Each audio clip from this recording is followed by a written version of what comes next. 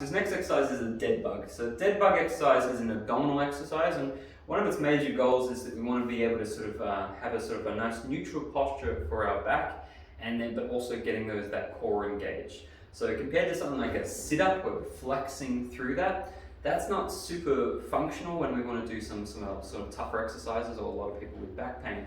Being able to flex strong through the back isn't super beneficial, but if we can engage the core to be able to keep that back in a nice neutral position, that's going to be really beneficial for pretty much anyone, but especially our gym going kind of population. So to start the exercise, we're starting here. And our first step is we want to be able to roll our pelvis backwards, so we've got that nice neutral posture through the back. So we're not hyper arched in this direction, but we also don't want to go too far that we start to come off the ground. So rolling backwards, and then you've got to be able to keep that as we bring our arms up into this tabletop position. So there's a few progressions for this exercise.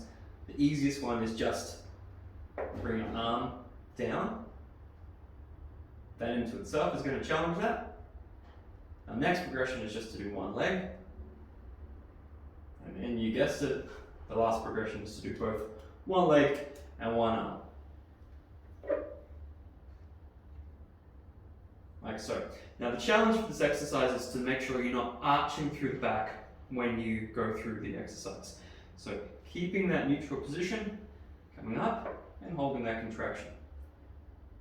Now typically when I give out these exercises, I'll give them for 5 to 10 second holds, rather than your monkey dance version. They each have their place, but for this one, we want to be able to use those abdominal muscles to really kind of engage and stabilize our low back.